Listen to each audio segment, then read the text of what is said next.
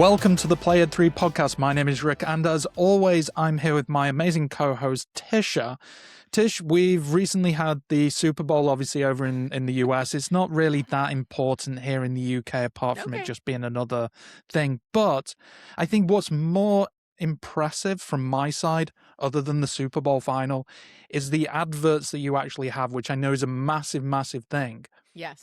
And the one thing that actually intrigues me about it is the creativity, the style of everything, and how you can easily relate different brands with the type of advert that they're going to show, especially at the Super Bowl, because it's like so unique perspective. And I want to just get your interpretation, because I know you like to watch the halftime show. I don't really pay much attention. But we were talking about the adverts when the Super Bowl was going on. How important do you see being creative, being original is for not just a company, but in general? You know what I love about the Super Bowl commercials? I do think that there is something very unifying about commercials in general and generations. So one of the things I love about the Super Bowl commercials is I will see certain commercials that I can also remember as a kid when I used to watch the Super Bowl, right? So the Budweiser, the horses, That's a classic. The Coca-Cola bear. Now it's, Pepsi did their spin on it. I think what is so interesting is that they are so short. You have such a short amount of time and you can make them so relatable. And that's what I saw this year. The one with Dunkin' Donuts and the Friends cast and everything. Like, I think that people in marketing are really honing in on that retro aspect because they know we will bite on it, right? Like, we are going to get excited. It's that nostalgia. Exactly. Yeah. So they know who their market is. And the Super Bowl show, you brought that up, the halftime show. It was a very interesting year for the Super Bowl. But what I know is a lot of people assume that I can speak Spanish. I do not speak Spanish. It is on my bucket list to speak Spanish.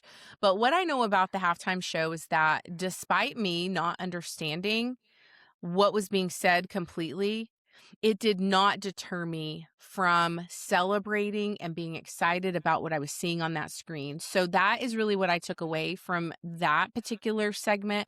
Just because you don't understand something doesn't mean you can't appreciate it. So yeah, that's what I got I for agree you with today. you. I agree with you.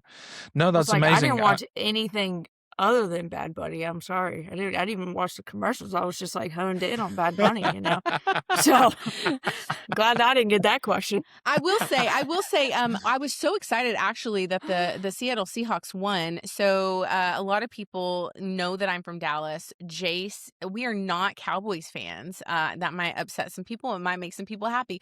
I'm not. I don't like the Houston team either, the Texans. Which I know. Clearly, when you couldn't remember the name. I couldn't remember their name.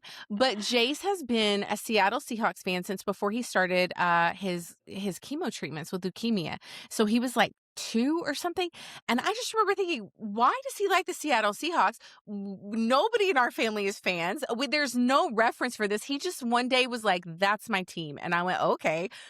And so he has been expecting this moment for years, and he was so excited when they won. And I thought their team was so incredible, just watching, the female owner be up there and kind of what I loved, and we're going to talk about this with our guests today, but what I loved that they did on that platform is they celebrated their fans, their community. And I was just so fascinated that they have built this community of fans. What are they called? The 12s? And it is so cool to me. And it's just something that I didn't know, but it makes me love them even more. So yeah, the Super Bowl, it comes every year. I did see some parties in London though, Rick. There were some live parties in London. Some people seem to appreciate it, but I mean, we'll stick with the true football. Clearly, approach. Rick is a baseball fan or our hockey fan. I was going to say the New York hockey all the Rangers. way. Sorry, hockey fan. Clearly. Yeah. Well, listen, we have a special guest today, and we're just going to get right into it. You know her as Farmer Faubs. We're going to actually get to know Alyssa a little bit better today. And so what I love about Alyssa's story is, you wake up one day in EdTech, you didn't have Alyssa in the space. You wake up another day in EdTech, there she was, all over the place, sharing her joy, really intersecting like educator voice, storytelling, authentic classroom practices. And she and I have had multiple conversations over the years and found such commonality. No, we've had multiple voice messages Yes, from we have. Tish to Faubs. That's what we've had. Long voice messages to Farmer Faubs, yes, because, I'll get on there and just hit record and not realize it's been 9 minutes. But what she does, and that I love this, Rick, because she really intersects with the Play Ed3 and our book and the things that we've written, is that human-centered aspect, taking joy and creativity and courage and building a community that is seen. And I think in order to do that, you have to, one, really know who you are, to see other people authentically. And we're going to get into that today. But welcome, Farmer Faubs. Can you give a really brief intro on yourself? Give us your name, all of your alter ego names. Give us your history, kind of how you got here. Tell us how we got to this point. Yeah, I think about 2.5 years ago, Alyssa came into the EdTech space without even knowing. I say always that this EdTech cult even existed.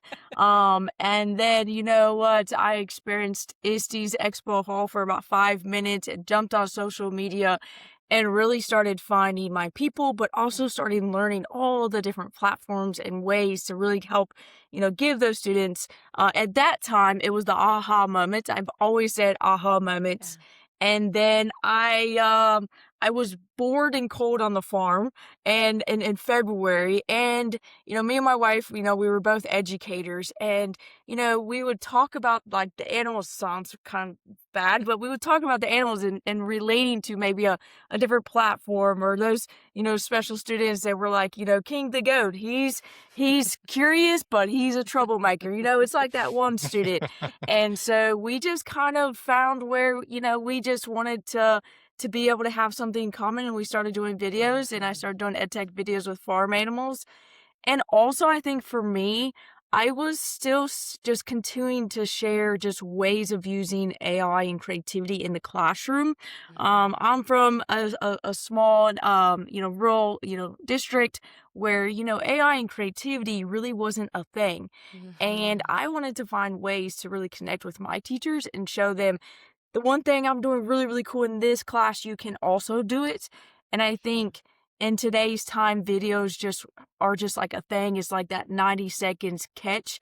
And so that's where my life really took off, and the aha moments became yeehaw moments because I threw my cowboy hat on when I started doing my videos. So I was actually having this conversation the other day. My Twitter used to be A Fabian, and then I had to change it to Farmer Faubs before it got too deep. So those of y'all that know me as Alyssa, there might be 6 of you out there, but I'll answer to Alyssa, Farmer, Faubs, the all the things. So I've been very fortunate to be on this journey and just form a community of just amazing people that I get to, one, share with, but also learn from. So, and you guys are definitely a part of that.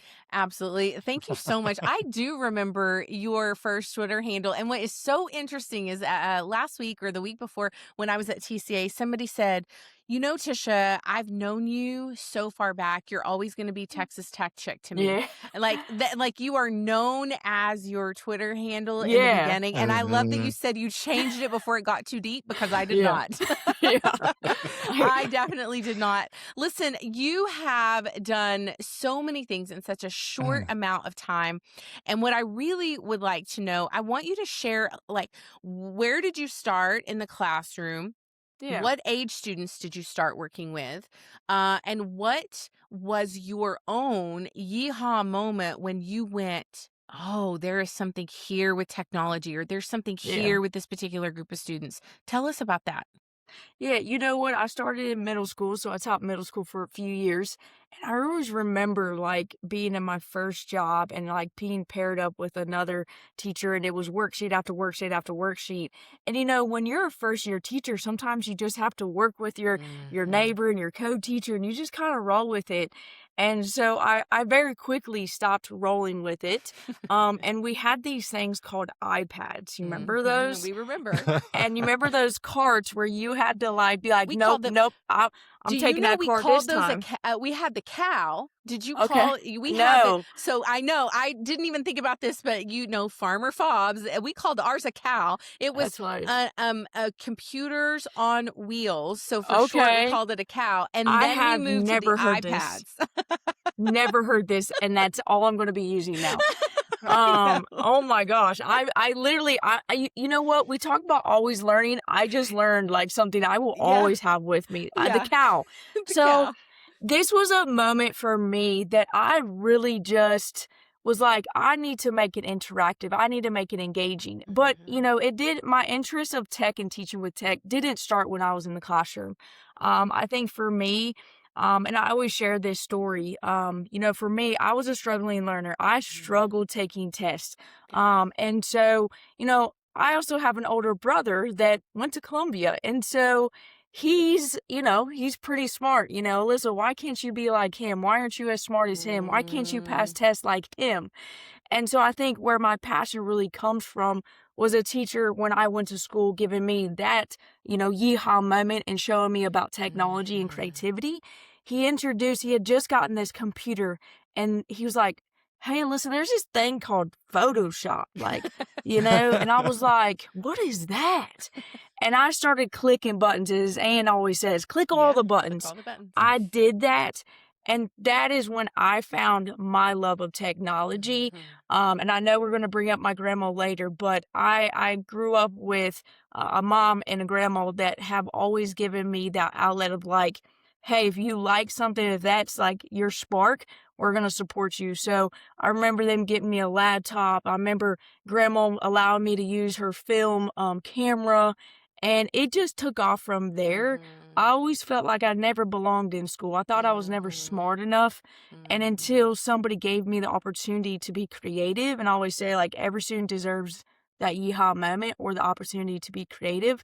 And I think that's just where my passion came from. So throughout high school, even throughout college, I always found a way to incorporate tech. And so then when I became a teacher, it was just something that when I found that cow in the hallways, I claimed it. Yeah. And my kids were the ones, my classrooms, sound like an amusement park. They're, and I think that's what I wanted it to sound like. And they're like, who is this teenager, teaching over here? And then I taught 8 years of digital media in high school, 9 through 12. So like Adobe, Premiere Pro, Photoshop. But I will have to share, when I started teaching that, it was an elective. And so a lot of kids and a lot of teachers don't think that class is as important.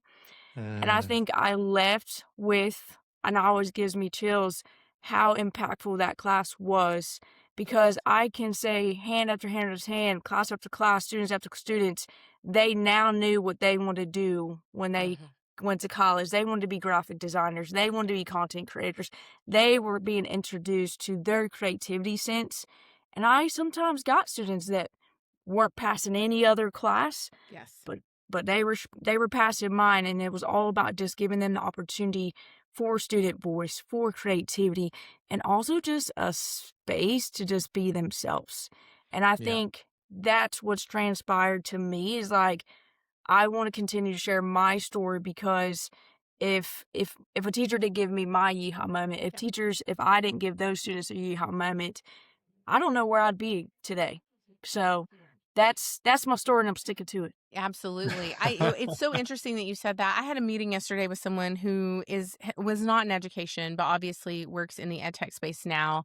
And one of the things they said, I never wanted to be a teacher, but there was a point in my life when I realized that my teachers and a couple of really key teachers believed in me enough that I am doing what I'm doing with this business degree, and it caused them to seek jobs in the educational technology space because, seeing the value of teachers. And I think that is what the three of us have in common. We all struggled in school. Yep. And we have very similar stories in that. We all found these creative outlets, these classes that really taught us the typical K-12 compliance Yeah. doesn't mean that you are smart or not smart, right? So I Yep. want you to tell me a little bit about compliance over curiosity is a mindset and curiosity over compliance as a mindset. And tell me, one, how did you do that in your classroom? How did you keep your students compliant, keep them in Yeah. that little, Align to the highway? standards and Yeah, yeah, exactly. yeah, And also, how did you open up some doors for them? Like I heard you say, "Who is this kid teaching beside me?" I think a lot yeah, of the teachers in EdTech, the ones who have done that, we were the outliers, right? We were the yeah. teachers on the hall with the loud classrooms. We were hogging hogging the We cow. were hogging the cow. We And weren't milking the cow, but we was hogging exactly, it. exactly. So I want to know, how did you do that in your own classroom? How does that skill set transfer into what you do now? And what would you tell teachers, new teachers who are listening, or even veteran teachers who were like, I just can't keep being compliant and asking my Yeah. students to do that when the world is changing so fast out there? Yeah, I think it's a great question. I think I won't say that I was ever compliant. I don't know if I even believe. No, I'm just kidding. But you know what? I think it's a big question that we have right now is how do I align to the standards and I have to do this, this, and this. I don't have time for the Mm-hmm. creativity. And Mm-hmm. I think we have to really work together with that compliance and really bringing in what we need to teach and then also pairing it up with that creativity. And there's a space for both. And I think for me right now, and I taught when there was no AI. I know I look a little young, but you know what? It was also just taking just like things that I would have wanted to create when I was a student and being able to align it with things that I was teaching. And I think now with AI, you are able to create those projects that you may have never thought possible, and I Yeah. do it every single day. Like, I love going in and pairing up, things that I need to teach with that creativity. Mm-hmm. And so if you're like, hey, I really can't do it, look, you have a thought partner. You have also community. You have community. And Mm-hmm. I think that I found people down the hallway Mm-hmm. that were doing some things when I was, Sure. a first year teacher. And I will say those people helped me really align those two things with because it's like reading the standards, but then like going outside those worksheets, going outside those textbooks. So I had to find my people, and I only knew the campus I was at that Yeah. time. So I had to find that one teacher that was the black sheep. And you know what? Yes. For me, I was like, let me be a black sheep with you, because those black sheep are the Yes. people that those students are going to remember for the rest of their Yes. lives. I think sometimes in our own building, we get kind of like, hey, why are you doing all this? You work all the time. When do you have time to do this? I'm like, when I go home, I create all these fun projects because Yeah. I love what I do, Yes. but I want my students to come back to an amusement park. And so you have to find your people that think like you and have those Mm-hmm. expectations for your students.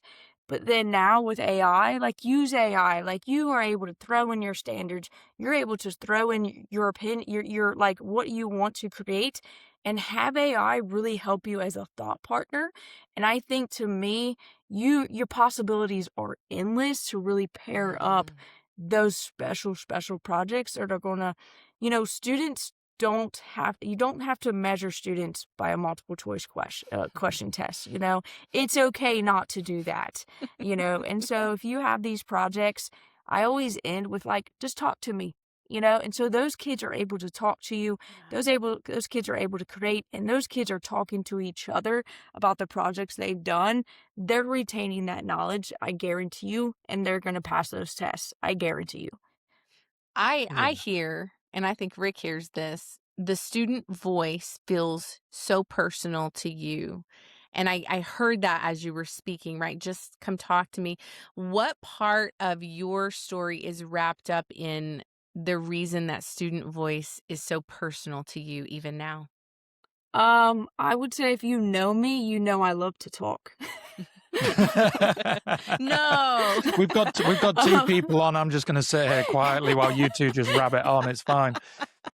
Do you like how we have brought in all of the, you just said rabbit on, we were talking black sheeps, we're like Yeah, hogging we the got the cow. cow. We didn't plan we got it any all. of this verbiage, did we?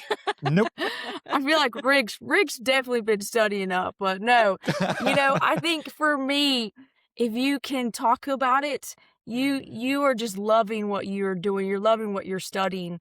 And also like just student choice. I think I struggle when I'm told you can only show your learning like this, and this, and that's the only way that I'm going to measure how smart you are. Yep. And, I'm always one of those probably rebellious where I'm like, no, like I look stupid on paper, and because I struggle taking a test, I struggle with the ABCD.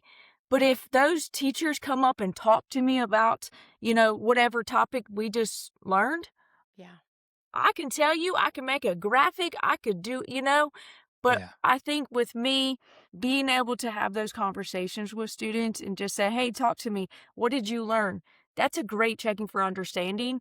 And you're going to really realize that those kids, they are getting the content, and give them the opportunity of choice too. I remember, even with choice, it was like, even if you give students two worksheets, they're more willing to do the worksheet than if you only give them one, because of student choice. So if you're giving students the opportunity to do a poster, do a multiple choice question, do a writing, do a video, like give those kids that student voice and those options, because I don't know if I've met any adults that just like one choice, so give them choice, give them creativity, give them that outlet to really have options in their education. Yeah. So one of the things that I know is a hot topic for you is tech is the problem. Tech's the Yeah. problem, and devices are the problem, cell phones are the problem. Yeah, let's ban everything. Yeah, and Yeah. so my question, and I'm going to ask you to answer this sort of, I'm playing devil's advocate. What do you believe?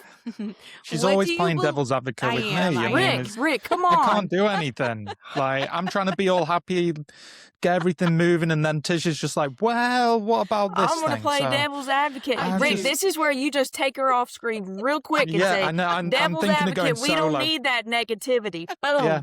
It's Boom. like a boy band or girl band. I'm going to go Wow. solo on this now. Wow. Well, what I really want to know is I want you to sort of I'm flipping the script on you a little bit. I want you to pretend like you are that person, the people saying, well, it's the tech and it's the devices and we should ban everything. What do you believe those people are afraid of? When we're giving students real agency, like what do you believe their fear is rooted in? This is where we just take Tish off. Boom. I think people are scared that students will rely on tech and won't think on their own. And I think that's a big thing that like teachers are really, and even parents, like, oh, my kid can't think on their own because they have this computer in front of them and they have AI. And so they can just type in a question and get the answer. And I think that comes back to, I survived calculators. I survived the internet. Y'all did too. But also I was taught how to use a calculator. I was taught when and where to use a calculator. Do I always need a calculator now? Yes. But I think those are things that we have to keep the human in the loop, and we have to use tech with intention. It's not just use tech for entertainment. And that's what I see when I'm walking the hallways, is I see a lot of, we use tech for entertainment. And so they're always on tech. And so I don't often see tech being used with intention. And I think if we start to flip the script and we start to use tech with intention, and having students be creative, having students ask the questions, and having time to really just have that creativity process. And I'm not just sitting up here just watching YouTube videos or, playing games. Like, I think I see time and time again, teachers are usually only using tech for just to keep them busy and to keep them quiet. That's not tech with intention. And I think when I can go in and I can give students that creativity aspect, but I also, when I create projects, I'm also very clear to instructions. It's something I've gotten so much better at when teaching, is very clear instructions. And so it really is intentional, and then we're done. And so I'm kind of having this, like, they're always on the screens, but what are you doing? Oh, they're watching videos, or, there's just to keep them quiet. And to me, that's not tech with intention. No, that's No, using no. tech for compliance, Yeah. right? Yep. Yeah. Yeah. So I think for me, that's my answer to ban all the tech, is we need to be more intentional with how we're using the tech. I was that teacher where I had my students put up their phones. They put up their phones in that little calculator thing, but I will tell you, when I had them go in and get their phones, and we did like a project outside with their phones or in the hallways, it was tech with intention. They created and then they put it back. So it wasn't like, oh, they just had this phone always at their in their pockets. I was very intentional as to when we use tech. So I get it, I hear it. But I think in the classroom and teachers, we just need to make sure we're more intentional with that time. Yeah. I think where you're coming from is it's that purpose. From what I'm hearing from what you're saying, you were doing the classes on Adobe Photoshop, Premiere, all them, showing these students who may not be good in classrooms, in tests, that kind of stuff. As you were saying, you weren't good at tests. I was exactly the same. I wasn't good at tests. I'm dyslexic. I've said this on multiple episodes previously. My secondary school had no idea I was dyslexic until 2 months before my major exams, and then they were kind of scrambling to try and accommodate, but it wasn't really accommodation. But they never saw it as like, oh, it's not a problem. He's just an underperformer. That's basically all it is. Oh, don't But you hate that label though? Because I you hate got it with a labeled passion. an underperformer because of something they missed, Yep. right? And then the responsibility then was tossed back on you. And as you guys are both talking, I'm thinking, I would have loved to been in your classroom, Alyssa, where you were essentially guiding me in that learning experience. You were clearing the path for me, if you will. You were plowing the fields for Tisha Poncio, who didn't know that she had ADHD. I had no idea why I was struggling, but I knew I was struggling, and other teachers saw me struggling, and then they also labeled me like, and no kidding, have I not heard this in the last couple of years? I really think Tisha can do that. I think she's just choosing not to. I'm sorry. I've hated that one. I'm sorry, what? You think I can do it, but I'm choosing not to. And it's like, oh, well, we know you have ADHD, but clearly you can do this. Yes, I can. But to your point, there needs to be somebody there that's guiding, not keeping me in compliance, right? Yeah. Exactly. And I think as a teacher, I taught one way, and I think my experiences as a teacher made me a better instructional coach. And I think you just nailed it. Because I had a good amount of years under my belt, and it's funny because I never wanted to be an instructional coach. I never had a coach to teach me anything throughout my teaching career. And so I never inspired to be that. And it's just like, you always know, like, something always happens for a reason. And so I really took, I was a sports coach, I'm big into sports. And so it was just really the same thing as like having somebody guide you. So when I became an instructional coach, I got to have that opportunity to then help teachers and guide them to help use tech with intention. Because I think where I'm hearing all this and I'm walking all these classrooms was so much tech for tech's sake. And it really inspired me to really help teachers one-on-one and show them to use tech with intention. And I think it's just spread like wildfire. I think that's where a lot of just like my videos came from, is showing how to use tech with intention and practical ways, because I was just seeing time after time just tech being used for tech's sake, and just to kind of keep kids entertained, keep kids quiet, keep them on games. And so I was really inspired to really share the yeehaw moments that I was having with teachers, with students as a coach, to then give other teachers inspiration of don't use tech for tech's sake, but these are practical ways that I've actually done this in the classroom. Mm-hmm. I just want to jump in. This could be a really hot take for the person that's not actually worked in the classroom. So tell me if I'm completely wrong on this. Oh, we will. I know I you was like, will. you I shouldn't know have you will. I said shouldn't that. even. Yeah, I didn't even need to say it. You just say it anyway. Do you think that there are some educators, I'm not saying it's majority, that lack critical thinking? Because one of the biggest problems that we're seeing in the next generations coming into the workforce is they're lacking critical thinking. And one of the biggest things for a educator is to be a leader in the classroom. As both of you I've known have done so many incredible things to represent and show learners how to approach different situations, what tools to pick up, how to look at things in different aspects rather than just one thing. Do you think that these students are lacking critical thinking because some of the educators are also lacking critical thinking? Because as you say, they're just going and saying, "Oh, I want to keep them quiet. Here's a video." Like the children, when you see some parents go into a restaurant, it's like, give them the phone, they'll keep quiet. Yeah. Is that something that I'm gonna let you answer that first. I think it's a hard terrain to answer that question because educators are put on so much task, and it's like you can't breathe, and you can't go to the bathroom, you can't go to lunch. Yep. I have all of these standards I have to cover. I'm giving this curriculum. And so there's just all of this stuff that's piled onto educators.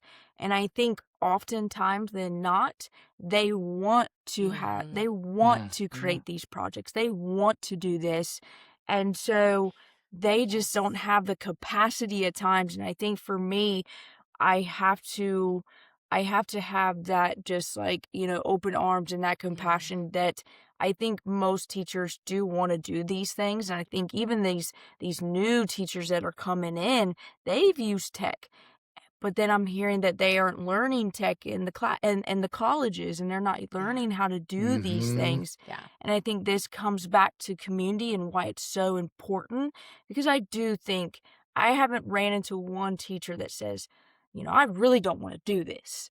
Yeah. It's just the time, it's the, the effort, just all of that. So they're really exhausted, and I think what you're looking at, and let me just be clear when I say that, I absolutely believe that teachers have the critical thinking skills that they are utilizing and can pass down to their students. What I believe is happening is the weight of the education system and the problems of the education system continue to get put on the educator's shoulders, and then you know. Yeah, I'm going to push back on you, Rick, because it isn't that they don't want to. But it's a great question. They do not have the time to do that. And to Alyssa's point, if you think about it, the teachers who are going to teachers college, they aren't getting taught the tech. Who's teaching them the tech, right? Then they're getting into the classroom, and the districts have the tech available to them, but maybe they've cut those coaching positions and there's nobody to coach them. And now who do they go to? And so then you start looking at the students. It's just like a domino effect. The students who were in school before COVID, now they're still in school after COVID, and those students are being told, well, you're just not measuring up. Now, where does all that blame go to? It's going to the students and the teachers. It just naturally does. They are like, they're failing under the system. And I will fight for students and teachers every day on this point, because I know they want to do a great job. But think of what Alyssa just said. And as she said it, I thought, oh my gosh. So Rick, as a neurodivergent, you and I both know there are certain things that you're like, I just want to do this, but my brain is not cooperating, right? Like you and I have that conversation often. And I think of it in that way. There are certain, like, I want to be really great at tests, probably like the two of you, but I've just sort of accepted that if I'm going to pass a test, I'm going to have to put in a ton of effort to pass that test. It's not just going to come naturally to me. I want it to, but it's not going to happen. And so I think teachers are doing the best they can every single day. And I think there are teachers, not all the teachers are going to be like Tisha and Alyssa on the hallway, like having a cow party with the laptops, and we're like doing carnival tricks with our Every time you're technology. saying cow, I'm just imagining a cow walking down the actual corridor now I'm going to all find the a picture time. and I'm going to show you so you can We attach it need to it. this episode. We need it. Yeah. But I think it's just it really is. It's a great question, and I think what I love about your questions is that you do ask questions that genuinely come from a place where you don't have the understanding of being in the trenches and having that Yes. pressure on you. So This I appreciate this that. kind of approach is looking at it from the outside. You've got your parents that are always challenging educators, like, why are they going on strike for more money? Because they have like 3 months at summertime. And it's like, I know the work that teachers go through, and this is why I like to try and pick up these little things, because I want your He likes to be a perspective. devil's advocate. That's what he likes to be. Yeah. I blame He Tish does. for being the devil's advocate, but then I'm the one that I'm the devil's advocate of being the devil's advocate. But no, it is interesting because I do see the power that they bring, and we know that teachers have got a hell of a lot of things on their plate when it comes to being in school and trying to meet the requirements and do everything else on top of that.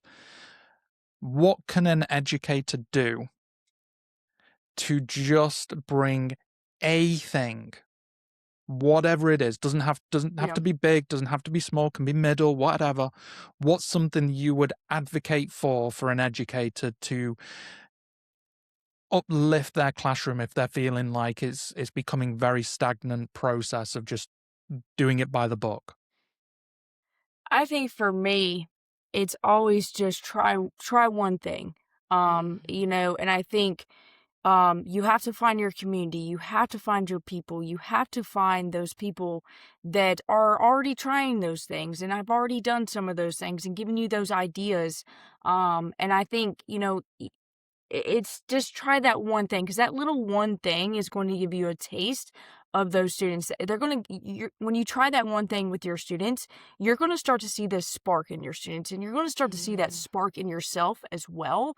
And when you start to get a taste of that spark for yourself and those students, that spark is going to really light a fire. And so within your classroom, find that one thing, maybe find that, I think find that something that you are already interested in, whether it's tech, and it doesn't have to be tech. Creativity doesn't have to be tech. And I think that's very important. Talk about that a little bit. What do you tell me what you mean by that? If I wanted a visual, if I'm a new teacher and you're coaching me and you're telling me, Tisha, the creativity doesn't have to come from tech, and I'm like, well, so like, what else should is I there? get what do I coloring use? books? Like, what am I doing? Yeah, tell me a little bit about that. I think everybody has their little thing that they might have loved in school, or whether it's tech or not. And so for me, if it's not tech, maybe it's poster board, maybe it's kids are drawing, maybe some kids are creating shoe boxes, Play-Doh, Legos. Find something that those kids can really have those hands on and being able to create. Even folding paper. There's so many things that creativity doesn't mean tech. Now, for me, I am not very creative without tech. So with me in my classroom, you're probably going to be using tech with creativity, but that doesn't mean I limit my students to just tech. If they are drawers, or they would like to create something with a shoebox or Play-Doh or anything else, they are allowed. And I think that's so important too. So teachers, if you are just trying to find that one thing, find something you're already interested in. Maybe it's a hobby of yours that you then bring to the classroom to have students create, right? And so, I think for me, it's just really finding something that teacher feels empowered to then be able to give their students. And I think on the flip side, and I've been having this discussion with a lot of people right now, is your students might already be embraced in some type of tech. Maybe they like to create something in Canva, Book Creator, Adobe Express. Maybe another teacher has done it and you're hearing it and you're like, what is this? Let those students teach you how to be creative within their classroom. Yeah. And I think I've been hearing this a lot is like, as a teacher, you may not know, and that's okay. But when those students can come and they can help with that spark, that to me is that yeehaw moment, because students right now, they know a lot more than us and they want to share. So have the conversation with them and really open up and say, hey guys, I know maybe you've been doing this in another class. Can you guys share maybe how we could use it in our class? Those kids are going to jump out at you and they're going to start teaching you how they want to be creative in their class, or what tools they want to use, or what what things they want to do.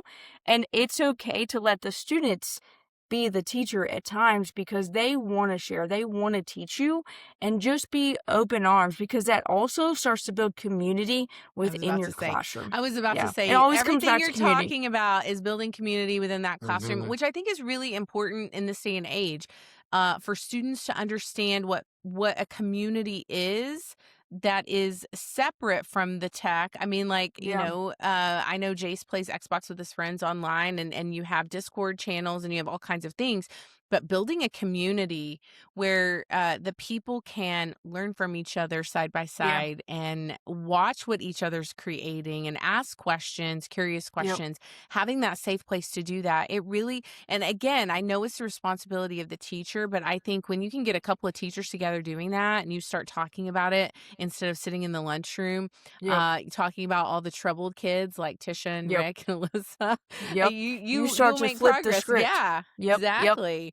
Yeah, and I think we can have a community of negativity and a community of like, this kid does this, or you can find your people in your community and really flip the script, and you can really piggyback off ideas. And that's really when the magic happens. And also just bringing that positivity too will make wonders for your school, your classroom, everybody. Well, I have a question. Do you have any questions, Rick, based on what she just shared? No, I mean, everything that you've been saying, I'm just resonating so much with, because community is so powerful. Brand is so powerful, and bringing the two together and building something that is bigger than oneself is something that always resonates with me every single time. And it's something that, I mean, I remember when you started popping up on TikTok and stuff, and I'm like, this is outside of what I would associate as norm. I'm doing air quotes there, kind of thing, for people that don't. I was gonna say, purely because it's I've never been normal. Because it's so unique. It's such a unique perspective, and it's rare to see now, because there's so much online that coming up with something unique, everybody's done it. Everybody's done the different things. Because I want to ask you this question. Now I have a question around that. So I'm glad you segued into that, because you didn't even know I had this question. Yeah, I had that all planned. I know. So this industry, this EdTech industry, some people used to call it the EdTech circuit. Oh, I'm on the EdTech circuit now. Like we're on in the rodeo, right? Like I come from rodeo days. Okay. I'm like, the EdTech circuit. I was like, is that what you guys are calling this? And they were like, yeah. I'm like, okay. So this industry can become very performative very quickly and very easily, especially because, you're working with community. And backstage, we were talking about that I was going to call you Alyssa. And I said, I know everybody knows you as Farmer Faubs, and I totally understand that. And, when you step away, though, when you step away from the community, when you step away from the spotlight, when you step away from empowering and leading so many other people, how do you stay grounded? How do you keep yourself grounded on a daily basis? Because I know, the energy and time it takes into putting into a community or putting into something that you love. And when you love something, you're doing it on the 9 to 5, and then you're doing it after that, right? So I was about to say the 9 to 9. Yeah, exactly. Yeah. So how do you stay grounded in that? What are some things that you do? What are some pieces of advice that you might have for new teachers who are building their brand also and finding some passions like we have? What is your advice to them on how to stay in that lane, but stay grounded and not get too much out here in that performative? have yourself a 93-year-old grandma that now lives with you, and she will keep you grounded, and she'll say, now Alyssa, don't get too big for your britches, so and that's a true story. But also, I think for me, the support I have at home has just been able to really empower me and to uplift me and be able to do what I do, but also have this support. As I say, my wife is an educator, and being able to have somebody that I'm also able to share all of this with her and create some amazing things for her students. But just be able to share just this community, just all ideas. Like I always say, like, every idea that comes out of here really comes from us. When you get me, you also get her, because we are a team, and really having that person being able to be there and be along this journey, like, that's always going to keep you grounded, and always have her remind me, did you post this weekend? You have this idea, did you? She definitely makes sure that I'm staying on task, because y'all know, like, my ADHD be like squirrel. And she is very good at really keeping me grounding, really keeping me just keep on going. And I think another thing just at home is I've been able to share my journey with my grandma, and my grandma taught for 37 years. And, my grandma was an outstanding teacher. And one big advice, and I was hearing this, is, don't judge a student by who their last teacher was and what that last teacher is saying. So, like, all the lessons that she's taught me within education really that it keeps you really grounded to just be like, listen, like, remember this, and I had this student and that student, and I taught them like this, and I adjusted. So I think all those stories that I can share with her, but she can share with me. And you know what? I know she's going to be listening to this podcast because she's on Facebook. Good. Yeah, she's on Facebook, so she follows along. But I think another thing you touched on was, how do educators build the brand? And, I can only tell my story.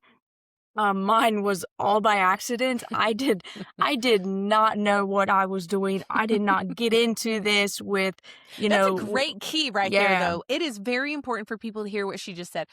I did not know what I was doing. And I think so many people that will resonate with, but the reason I think that it kind of fell into your lap, the branding piece, is because you were being yourself. You were just being yourself, 100%. right? And I think a lot of folks have asked me, like, what's your journey? How do I do, and I think for me, the biggest advice is just be you. Don't try to be Farmer Faubs. Don't try to be Tish. Be like Rick, okay? Be like me, like all Rick. of you. Be like Mike back in the day. Be now like Mike. Be like be Rick. like Mike. But I think I said my biggest advice is just share what you're doing in the classroom, not to get famous.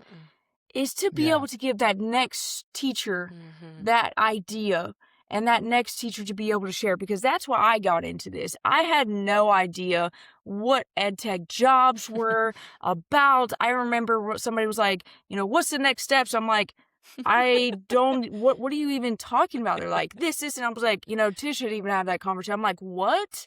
Yeah. I think the biggest thing is just be you and share what you're authentically doing within your classroom. And I think those are to inspire that next teacher, because ultimately that is why we should be sharing. Yes. And I will say good things will come, and we are where we're supposed to be. Yeah. And, and I think that is the biggest just success that I've had is I'm just me. I will never change who I am.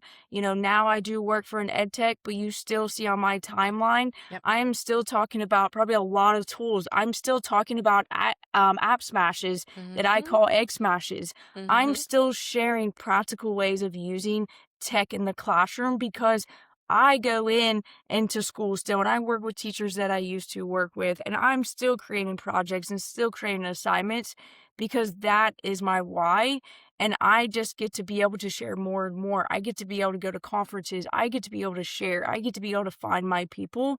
But I still love going into other sessions and learning more and more and more, because that is how I started, and I will not change my why, and I'm not going to change, just what I'm sharing. So just be you, and I think for me, it's just, I authentically just love to share. I've it's just when you log onto my social media, you might get 4 posts a week, you might get 1.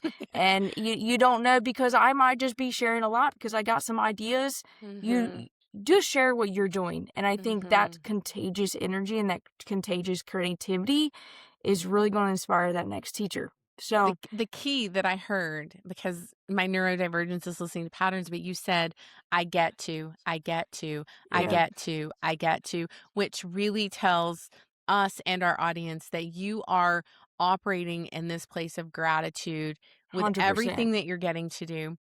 And I heard you say that and I love the visual I got, because you've got Jess on one side of you and your grandma on the other side, keeping you on track. That's for sure. So I think it's really important. Rick and I have this conversation a lot. You need to have somebody around you who's grounding you, to tell you, okay, I think maybe you could have handled that a bit different, or maybe you need to take a step back. So, professionally in the EdTech space, do you have, and I'll give an example, do you have any people, so be thinking, do you have any people who are doing that for you in those professional spaces when you're not at home? I will tell you, obviously, Rick is keeping me in check pretty much every day, but 24/7, basically. But I was about to say 37. I also, I have a couple of EdTech friends, and they are long time in the EdTech circuit, if you will. Carl Hooker is one, and I always shout him out. I've known him since like 2008, maybe 7, something like that.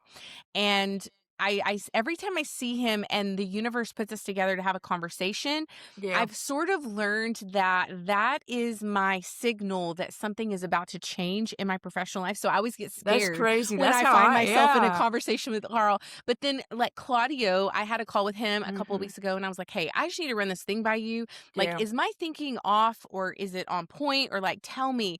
And so to have people around you who are not only your people, like you said, who have and share the same passions that you do, but having the people that you trust enough to sit on a phone call or across the table and them tell you, I just don't think this is a good move for you. I don't think that you should be doing that. Or it is a good move. Or exactly. Yeah. So you need to have that. So do you have any people in your professional life that are keeping you on track? And who are they? Do you want to shout them out?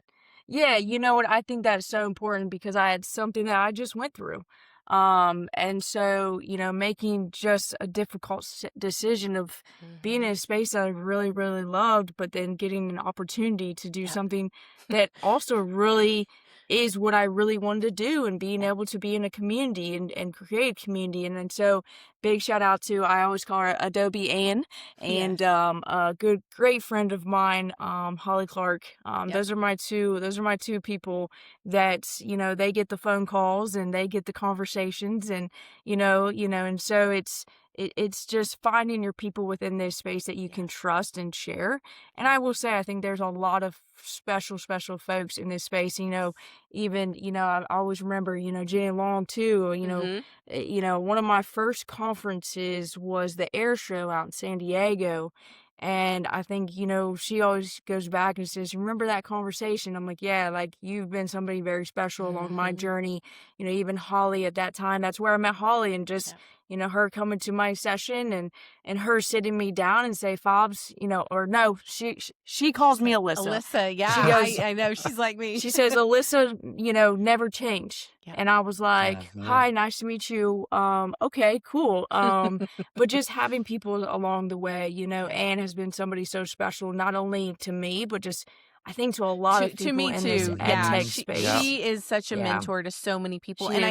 I think you're right. I think being able to give back in that way, and I already see you doing that, which is fantastic. And I just want to be called Auntie Faubs. I'm not Mama Faubs. I know. I'm the cool auntie. We talked about that. Was it FETC? Yeah. Yeah. Like we're moving from the EdTech moms into the grandmother stages. Yeah. I'm just Auntie right now. Yeah, no. exactly. Yeah. And you know what? The team that I'm on, and I'm on a new team, and with this no team, and I always laugh because I'm Auntie Faubs. I'm the oldest in the group, and these we call them the kids, 27 years old, just full of inspiration, Yeah. full of creativity, full of spunk. And They're the best. So. yeah. And so I think it's been really cool just to be in this space to give back. Mm-hmm. But also, I've had a lot of folks just reach out, that want to get into EdTech space. And I'm like, man, I'm starting to feel old. Like, I'm giving people advice when I think, a year ago, you and I were on a conversation, and you were giving me all the advice. And I think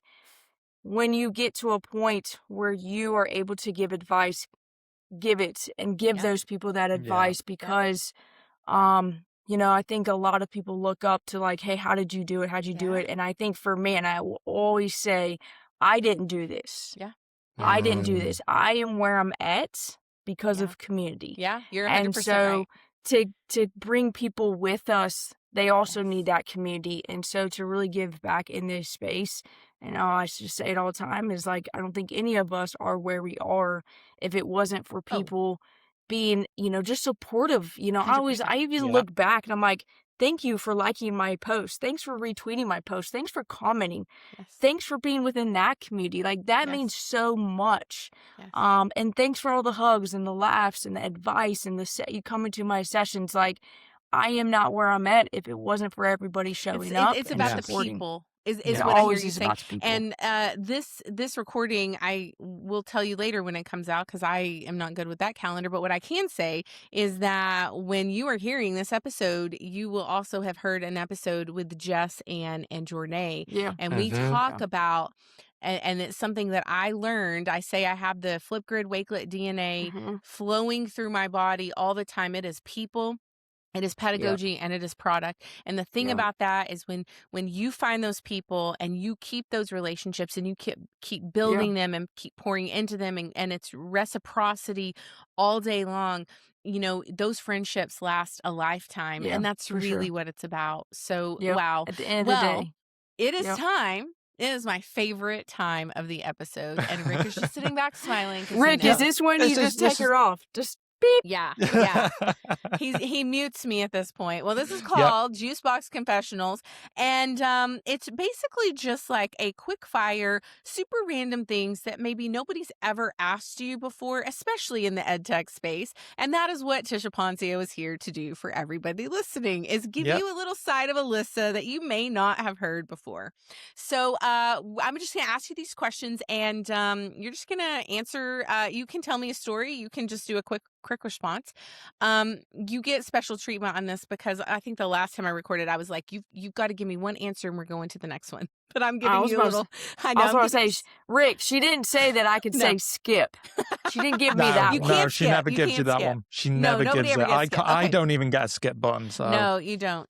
Okay, so this one, I don't know why it's going to make me laugh, but it already makes me laugh before I say it. So what hairstyle from your childhood would be considered the most cringe today? This is a good one. So I'm going to tell a very, very quick story because a lot of people are like, Faubs, when you cut your hair short, I'm like, it's been short since I've been like 5. I was a little tomboy running around since I was little. So this has always been me. Yeah. But when I was in high school, I had a little bit longer hair, and so I remember getting recruited. I played Division I basketball, and I was getting recruited, and the head coach from UTEP is where I ended up going. She calls, and she's like, I'm from so-and-so, and she goes, is this mop head? And I was like, yep. This is mop head because that's exactly what my hair looks like. And it looked like a mop. I will never forget. And then when I went to college, I cut it. I was like, Coach, you ain't calling me mop head no more. That's for sure. That's hysterical. Okay. What song in high school was on repeat when you were driving your car? Eminem, You Got One Shot. Oh, yes. That's a good shout. You and I have never talked about this, but You Got One Shot. Adam Shorts, Adam Goldberg will know. I found the card from him the other day when we were doing our Flipgrid episode. That is my karaoke song, and that no kidding, I still will listen to that. It is on every playlist I have. It's such a great song. Because I just live and die with that. Absolutely. You Got One Shot. Absolutely. Absolutely. Okay. And Mom Spaghetti. Yes. All right, but what's the next next? time we're at an EdTech conference together, we need to go do some karaoke, and we should sing that. That should be our karaoke song. Rick, this is when you and I disappear and you just let her go to some karaoke. Yeah, okay, absolutely. Well, Rick and I have a bromance going on. Tisha's up there.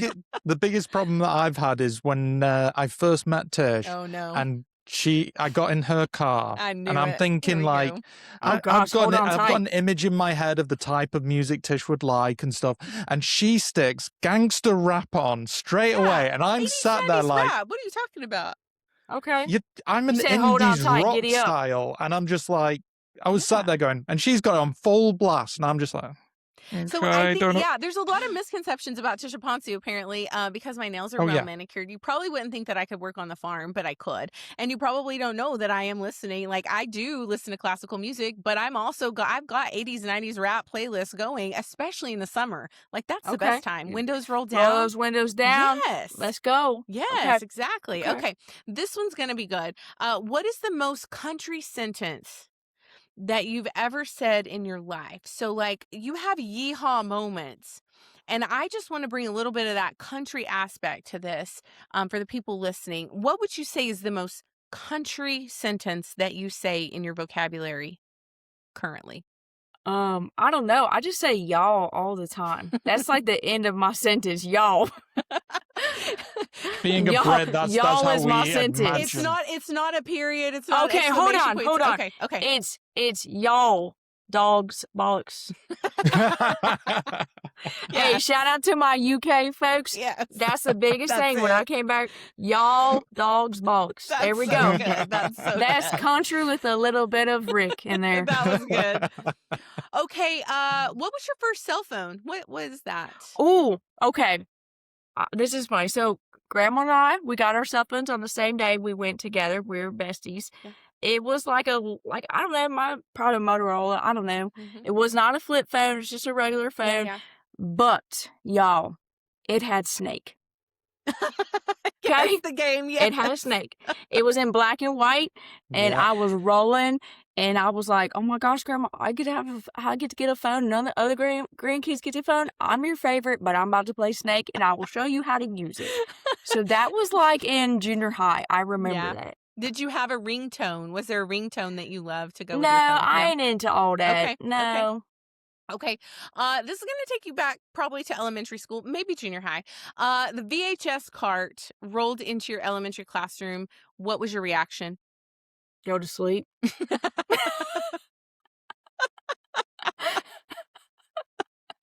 That's awesome. That's a completely different answer to what I was expecting, because they were the best days of my life. Really? You rolled in the VHS tape. I didn't have to listen to the teacher. Okay, Alyssa needed a nap. She was tired. We had DVDs. I was gonna say, should I have changed it to DVDs? Yeah. Okay. I was like, VHS about to come in. Oh, we were all about. Oh, what about DVDs? We started seeing that YouTube video come up. We started seeing that DVD slide in. Yeah. Then it was a wrap. Then it was a yeehaw moment. We started seeing that cart come in.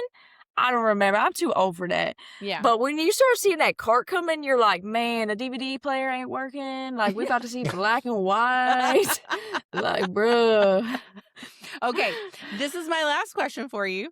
If high school Alyssa saw the Alyssa of today in your current job, what part would she believe is the most ridiculous?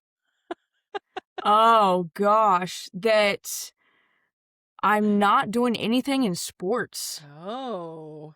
Like, I would never have seen my life without doing anything sports. And also, like, wearing a cowboy hat everywhere I go, pretty much. Mm-hmm. I've always been a hat person, so I love my hats. But a cowboy hat as cool as mine that I have now, like, it'd have been like, what in the world?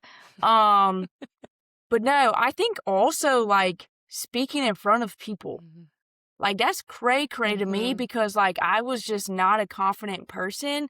Now, and I think that always becomes with, like, finding who you are, and I was struggling at that point. Yes. And so, like, I think just with that confidence, like, you're actually on a podcast, you're actually talking to people, like, that is crazy. Like, you're sharing, you're in front of rooms with people. Yeah. That would have been crazy. But yeah, I think the farming thing, I've always loved the farm. I call it my beach. So that part doesn't surprise me. But yeah, not being involved in sports was definitely something that it'd have been like, what? Sports is like a Yeah. wake up, 24/7. Yeah. So That's yeah, fascinating. it's a great I question. love that. I think we all three probably, if we went back and talked to our younger versions of ourselves, we'd all three be surprising that version of ourselves, because I was very shy, did not talk to Yeah. anybody for a very long time, would never speak up in class. I think Rick Yeah. was the same. Yep. Yeah, never would have dreamed that we get to do what we do You now. get to do. I think Absolutely. I love that you say always get to do, because Yes. I think it's, I always hate to hear I have to do it. No. And Yeah. it's always I get to do it. And I think Mhm. just being able to this space and get to do what we do every single day, like, it's truly like a yeehaw moment. Absolutely. Alyssa, thank you for joining us. It has been fantastic having you on. Where can everybody find you? Those listening, what is your Yeah, social media? you can find me at Farmer Faubs on literally everything. That's awesome. Thank you Amazing. so much for joining us. Thanks, y'all. Excellent. Well, yeah, as Tish said, thank you for joining us. For those that want to check Farm Fobs out, follow all that. All the links are in the description below. If you've enjoyed this episode, like, follow, subscribe wherever you're listening from. Until next week, we'll see you Yeehaw. then. Yeehaw, giddy up, y'all. Yeehaw. Peace. Bye for now, everyone.